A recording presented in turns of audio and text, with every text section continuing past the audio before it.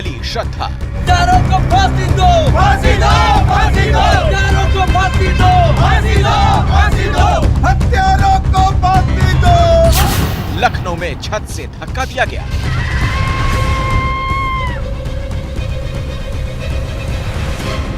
जैसे मेरी फांसी जा रही है तो वो भी पूरा घर जाए। मुंबई में शराब पिलाकर मारने की कोशिश का आरोप।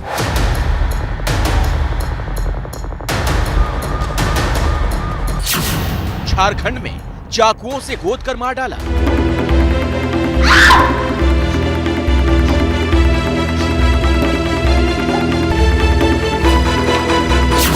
दिल्ली में लिव इन पार्टनर की हत्या।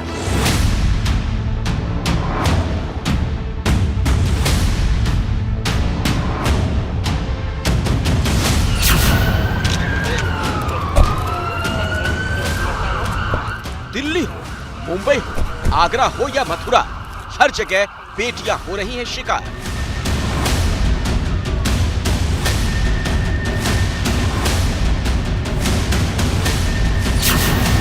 सड़कों पर हो रहे हैं प्रदर्शन।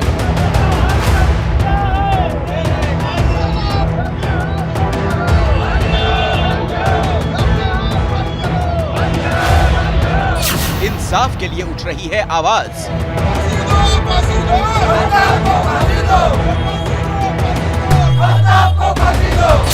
एक ही पुकार, बेटियों को बचाओ, बेटियों पर जुल्म ढहाने वालों की घंटी बजाओ।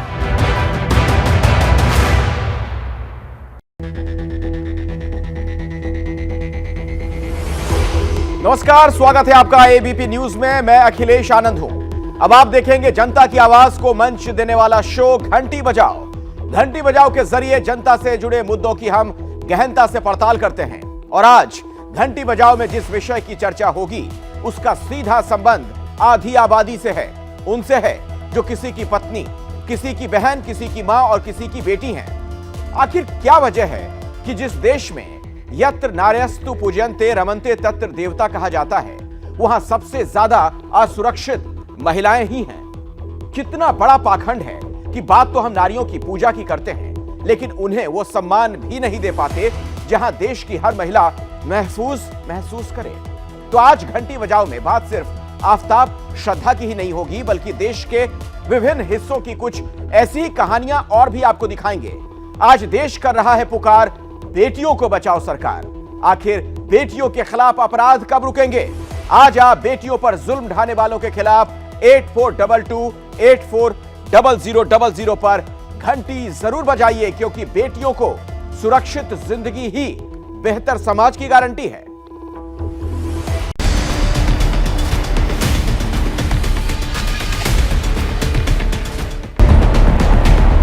तो डिप्रेशन में भी इसके लिए गई थी, तो ये मुझे कभी मार देगा। श्रद्धा की हसरतें एक आम लड़की की ही तो थी।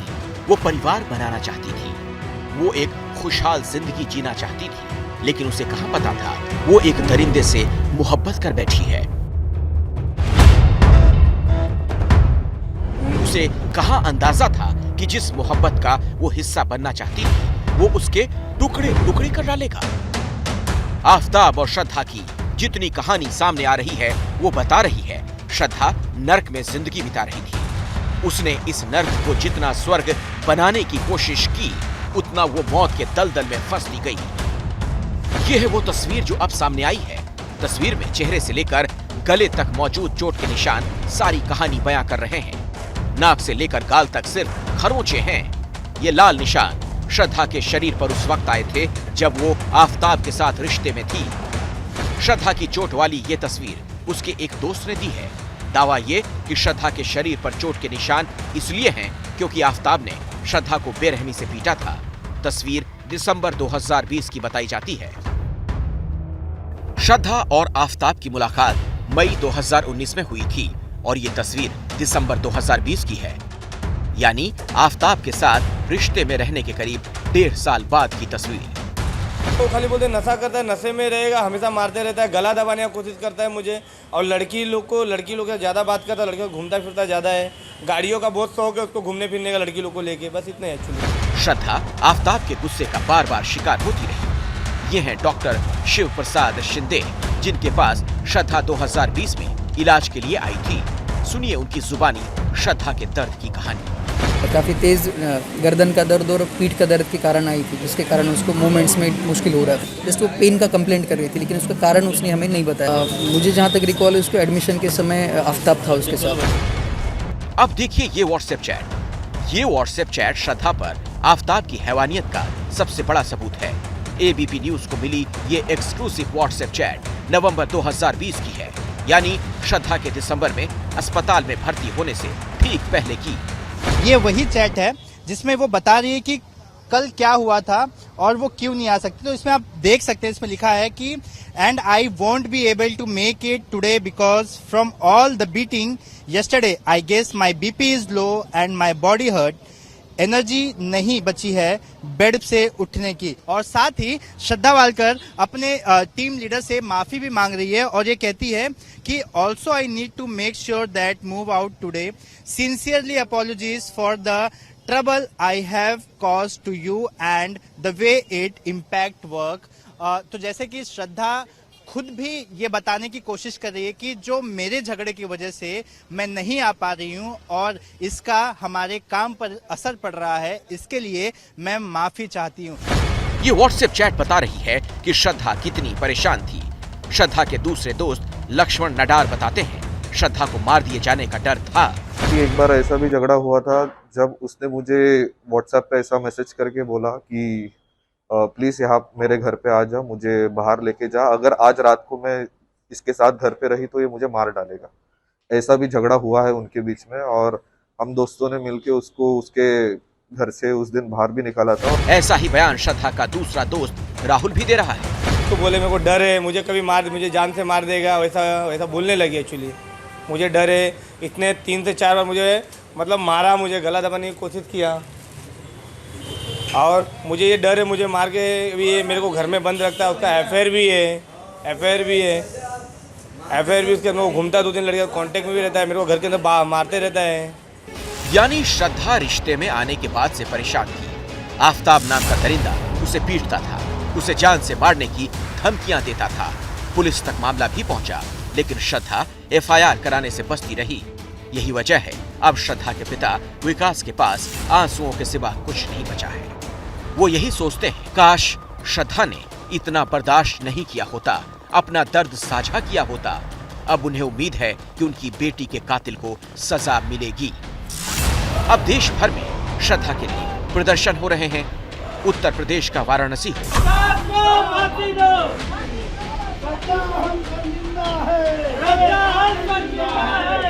या फिर मुंबई,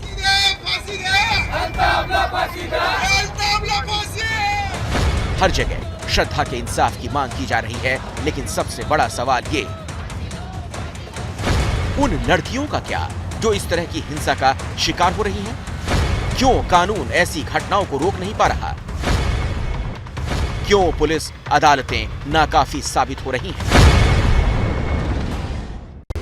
श्रद्धा जैसी गलती देश की और बेटियां करती हैं, वो चुप रह जाती हैं और इसीलिए गुनहगारों की हिम्मत बढ़ती जाती है। अब हम जो आंकड़े दिखाने वाले हैं उन्हें देखकर आप चौंक जाएंगे। इतने बड़े स्तर पर बेटियां अपराधों का शिकार हो रही हैं कि पूरे सिस्टम और समाज को सोचना चाहिए आखिर ये सिलसिला कब और कैसे बंद होगा।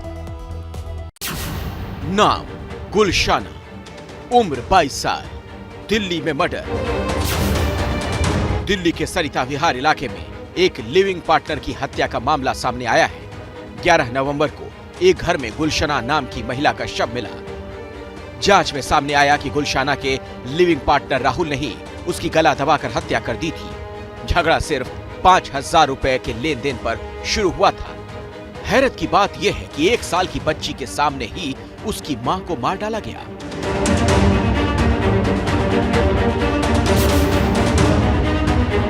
नाम निधि, उम्र 22 साल, लखनऊ में छत से धक्का दिया।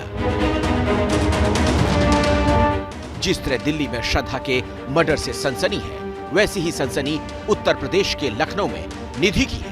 हत्यारों को फांसी दो, फांसी दो, फांसी दो, हत्यारों को फांसी दो, फांसी दो, फांसी दो। दुबग्गा की डूडा कॉलोनी में निधि छेड़खानी से तंग आकर लड़के के घर पर शिकायत करने गई थी, जहां विवाद बढ़ा। जान बचाने के लिए निधि चौथी मंजिल की छत पर गई। आरोप यह है कि उसके पीछे पीछे सूफियान भागा। चौथी मंजिल से सूफियान ने निधि को छत से धक्का दे दिया कि लड़के को फांसी की सजा दी जाए, जैसे मेरी बहन तड़प तड़प के मरी है वैसे वो भी मरे। घटना के बाद से आरोपी और उसका परिवार फरार था। पुलिस ने सूफियान पर 22,000 का इनाम भी घोषित किया था। आखिरकार पुलिस को कामयाबी मिली। दुबग्गा पावर हाउस के पास हुई मुठभेड़ में पैर में गोली लग गई। पुलिस ने उसे धर दबोचा।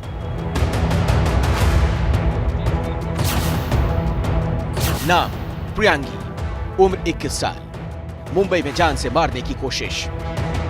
मुंबई में प्रियांगी सिंह नाम की लड़की अमेय नाम के लड़के से मोहब्बत कर बैठी। आरोप है कि अमेय ने प्रेमिका को जबरन शराब पिलाई और फिर धक्का दे दिया। अमेय को गिरफ्तार कर पुलिस जांच कर रही है। ये सारी कहानियां बता रही हैं हमारी बेटियां कहीं सुरक्षित नहीं। महाराष्ट्र हो, उत्तर प्रदेश, मुंबई हो या दिल्ली, शहर कोई भी हो, गांव कोई भी हो, हर जगह महिलाओं पर खतरा मंडरा रहा है। ये आंकड़े देखिए, 2021 में 8,405 महिलाओं का मर्डर हुआ, यानी हर रोज 24 महिलाओं का मर्डर, यानी हर घंटे एक महिला अपराध का शिकार बनती है। ऐसा भी नहीं कि आंकड़ों पर लगाम लगी है।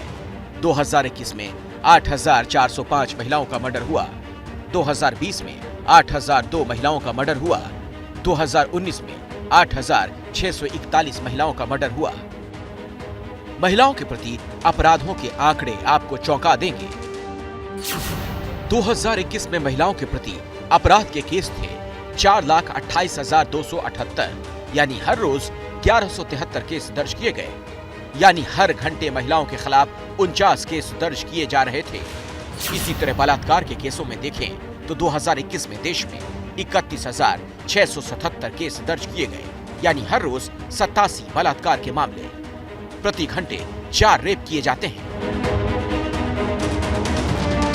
ये हाल तब है जब सारे केस रजिस्टर भी नहीं हो पाते। रेप या हिंसा के केसों को महिलाएं छिपा जाती हैं। श्रद्धा का केस भी पुलिस थाने पहुंचा था, लेकिन एफआईआर दर्ज नहीं कराई। काश वो पहली बार में केस दर्ज करा देती तो आफताब के चंगुल से आजाद हो जाती। वहीं महिलाओं को भी कभी रेप, कभी हत्या, कभी हिंसा से डराने वाले मर्द बेखौफ घूमते हैं। और निश्चित तौर पे ये हम सबों की जिम्मेवारी है कि हम अपनी बेटियों को सुरक्षित रखने के लिए ऐसे अपराधियों के मन में कानून का ऐसा भय पैदा करें कि वो ऐसी कोई भी हरकत करने से पहले 1000 बार सोचें और हमें हमारी बेटियों को न्याय जल्दी से जल्दी दिलाने में हम सफल हो सकें। लेकिन एफआईआर से बचने वाली अकेली श्रद्धा नहीं है। नेशनल फैमिली हेल्थ सर्वे की रिपोर्ट के मुताबिक 18 से 49 साल के बीच की हर एक महिला शारीरिक या यौन हिंसा का शिकार होती है, लेकिन अधिकतर इसे सामान्य घटना मान लेती हैं, आगे बढ़ जाती हैं। वहीं बेटियों पर जुल्म करने वाले कानून की खामी का फायदा उठाते हैं।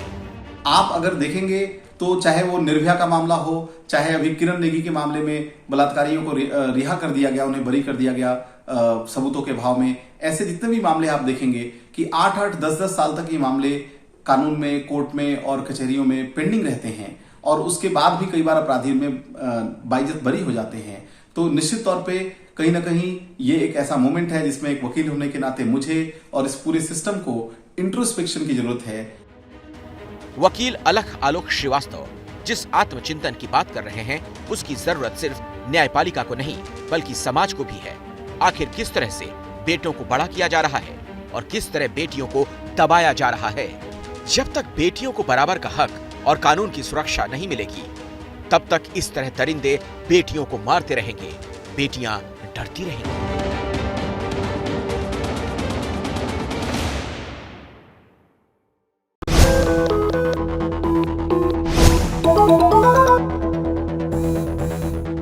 जैसे ही घड़ी का काटा दोपहर 2:30 पे आए, बबीता जी का दिल सास बहू साजिश के लिए मचल जाए। और ये है इनकी बहू, पूरे दिन ऑफिस की टेंशन हो जाए गॉन जब ये करें अपना फेवरेट शो फ्री टाइम पे ऑन। इनकी तरह आप भी देखें अपना फेवरेट शो अपने टाइम पर और डाउनलोड कीजिए एबीपी लाइव ऐप अपने स्मार्ट टीवी पर। 「 Thank you. एबीपी न्यूज आपको रखे आगे।